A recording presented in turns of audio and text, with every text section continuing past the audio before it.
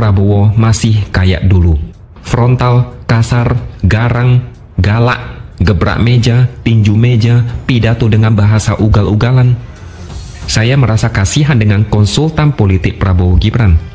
Mereka pasti tidak menyangka ada paslon yang dengan gampangnya melenceng dari narasi yang sudah dirancang dengan susah payah. Gebrak meja, akhirnya berubah menjadi santun, sopan, tidak gampang marah, lebih tenang. Setidaknya itulah yang terlihat saat Prabowo menjadi Menteri Pertahanan. Banyak yang bertanya-tanya, sekaligus curiga, apa benar Prabowo sudah berubah? Beberapa bulan lalu, ketika dia di acara PSI deklarasi dukungan kepada Prabowo Gibran, dia mengaku banyak orang mengatakan Prabowo sudah berubah. Sekarang sudah banyak bercanda, sudah tidak galak seperti dulu.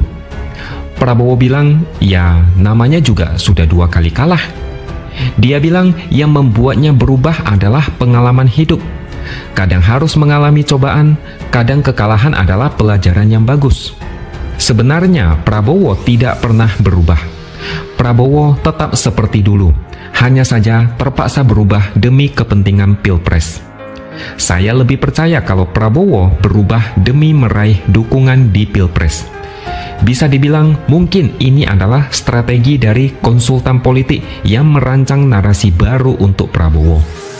Prabowo tidak bisa lagi bergaya galak dan garang, gebrak meja dan pidato dengan gaya kasar. 2 kali Prabowo kalah.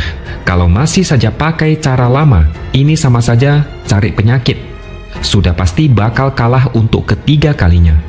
Makanya Prabowo diminta untuk berubah menjadi lebih kalem dan tenang.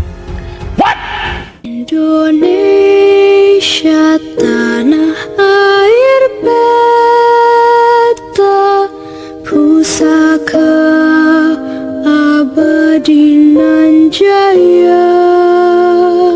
Lama kemudian muncullah narasi gemoy dan joget tidak jelas. Prabowo joget lucu, gemoy dan menggemaskan untuk menghilangkan image dia yang temperamental dan terseret dalam kasus penculikan aktivis.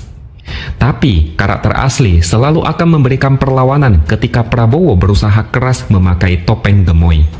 Sekuat apapun dia didandani, watak aslinya akan memaksa untuk keluar. Makanya saya sering katakan karakter sangat sulit diubah karena sudah mendarah daging. Butuh usaha ekstra keras untuk mengubah karakter itu. Buktinya, Prabowo keceplosan bicara soal endasmu etik. Sebenarnya bukan keceplosan, tapi memang begitulah sifat asli Prabowo. Karena di Pilpres 2019 lalu, Prabowo juga pernah pidato soal pertumbuhan ekonomi 5% dengan nada menyindir. Dia bilang 5% endasmu. Itulah sifat Prabowo yang mau dilapisi dengan emas sekalipun, tetap saja emasnya bakal luntur. Bukti kedua, saat Prabowo hadir di debat Cawapres. Ada orang yang merekam video kelakuan Prabowo. Video itu direkam saat Gibran dan Mahfud adu debat mengenai rasio pajak. Gibran menyampaikan tanggapan terhadap Mahfud. Setelah Gibran berbicara, Menteri Bahlil nampak bertepuk tangan. Kemudian Prabowo pun menengok ke arah Bahlil. Sebelum menghampiri Prabowo, Bahlil nampak mengacungkan kedua jempol ke arah Prabowo. Dan kemudian Bahlil menghampiri Prabowo yang duduk di depannya. Prabowo seperti membisikkan sesuatu kepada Bahlil sambil menarik kerah jas Bahlil. Kalau dilihat di video, agak tidak normal. Terlihat agak kasar. Kubu sebelah langsung panik dan terpaksa buru-buru klarifikasi. Bahlil bingung. Video yang beredar itu narasinya tidak benar dan memframing secara negatif. Dia memastikan suasana debat Cawapres berlangsung kondusif, penuh sukacita dan dengan suasana riang gembira. Dia bilang adegan tersebut sebetulnya seperti komunikasi antara kakak dan adik. Prabowo bertanya kepada Bahlil dan berdiskusi tentang pernyataan Gibran yang berkaitan dengan program ekonomi, investasi, dan hilirisasi. Bahlil juga merasa perlakuan Prabowo kepada dia tidak berlebihan. Prabowo sudah dia anggap seperti abang sendiri. Jadi, tidak ada hal yang terlalu berlebihan dari video itu. Intinya mereka sangat bangga melihat Gibran tampil dengan sangat percaya diri di acara debat. sering gebrak meja. Prabowo yang dulunya Akhirnya di berubah dua menjadi pilpres santun, sebelumnya dikenal sopan, tidak temperamental, gampang marah, suka menyindir lebih dengan tenang. gaya keras, galak, Setidaknya itulah sering yang gebrak terlihat meja. saat Prabowo Akhirnya berubah menjadi Menteri santun, Pertahanan. sopan, tidak gampang Banyak yang marah, bertanya-tanya, lebih tenang. sekaligus curiga, Setidaknya itulah apa yang benar terlihat saat Prabowo Prabowo sudah menjadi berubah? Menteri Pertahanan. Beberapa Banyak yang bulan bertanya-tanya lalu, ketika sekaligus dia curiga, di apa acara benar PSI Prabowo sudah deklarasi berubah? dukungan kepada Beberapa Prabowo bulan lalu Gibran, ketika dia di dia acara mengaku PSI, banyak orang deklarasi mengatakan dukungan Prabowo kepada sudah Prabowo berubah. Gibran, Sekarang yang mengaku sudah banyak banyak orang yang bercanda. mengatakan Prabowo Sudah sudah tidak berubah. galak seperti dulu. Sekarang sudah banyak Prabowo bercanda, bilang, sudah ya, tidak galak namanya seperti juga dulu. sudah 2 kali kalah. Prabowo bilang, ya namanya Dia juga bilang sudah 2 yang kali membuatnya kalah. berubah Dia adalah bilang yang membuatnya pengalaman berubah hidup. adalah pengalaman Kadang hidup. harus mengalami Kadang cobaan, harus mengalami kadang cobaan, kekalahan kadang adalah kekalahan pelajaran yang bagus. adalah pelajaran. Sebenarnya Ujar Prabowo, sekretaris TKM Prabowo Gibran, Nusron Wahid juga menyatakan Prabowo sedang bercanda dengan Bahlil saat menarik jas dia. Dia heran dengan pihak yang menyebut Prabowo memperlakukan Bahlil dengan kasar. Yang saya tangkap dari cara mereka ngeles adalah mereka ini sudah panik, bahkan sangat panik. Ada 2 hal yang sangat merugikan kubu sebelah. Yang pertama, sentimen kepada Gibran rupanya sangat negatif karena pernyataan tentang SGIE yang bahkan ChatGPT tidak bisa menebak dengan benar. Yang kedua, video Prabowo yang terlihat menarik kerah jas Bahlil. Dari ekspresi wajah Prabowo, entah kenapa sepertinya tidak sedang bercanda. Ini blunder besar. Narasi gemoy makin luntur, itu sudah pasti. Konsultan politiknya atau tim yang merancang strategi ini pasti pusing 7 keliling. Mereka capek-capek membuat narasi gemoy. Awalnya mungkin lumayan, tapi semuanya jadi berantakan karena sifat asli Prabowo yang memang sulit ditutupi. Yang paling penting adalah persepsi publik. Mereka mau ngeles Prabowo sedang bercanda dengan Bahlil, tapi masyarakat berpikir sebaliknya.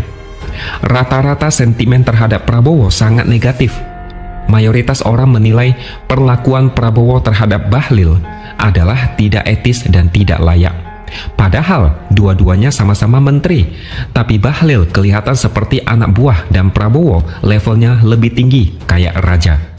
Mau dibilang bercanda kek, hubungan kayak abang adik kek, masyarakat menilai Prabowo itu kasar. Itulah masalahnya. Bagi kubu Prabowo mungkin itu biasa, tapi bagi masyarakat umum itu tidak biasa. Dan saya yakin mayoritas akan berpikiran sama. Prabowo masih kayak dulu. Frontal, kasar, garang, galak, gebrak meja, tinju meja, pidato dengan bahasa ugal-ugalan. Saya merasa kasihan dengan konsultan politik Prabowo Gibran. Mereka pasti tidak menyangka ada paslon yang dengan gampangnya melenceng dari narasi yang sudah dirancang dengan susah payah. Prabowo itu susah diatur karena karakternya yang memang frontal dan suka tabrak sana-sini seenaknya. Saking paniknya mereka, ada politisi yang membuat cuitan paling lucu yang pernah saya baca. Dia bilang, usai debat Cawapres, dia mendapatkan survei terakhir di mana angka elektabilitas Prabowo Gibran sudah di atas 50%. Dia juga bilang kemenangan debat kedua masih akan berlangsung 3 kali lagi. Dia menduga inilah yang akan membuat Pilpres berakhir 1 putaran atau bahkan aklamasi. Bayangkan, hanya dalam waktu kurang dari 24 jam sejak debat usai, muncul survei yang katanya paslon 02 menang 50%. Survei macam apa yang bisa selesai dalam waktu sesingkat itu? Hanya ada satu kemungkinan yang masuk akal, yaitu survei internal dadakan yang datanya entah dari mana. Yang berarti survei itu hasil mengarang bebas.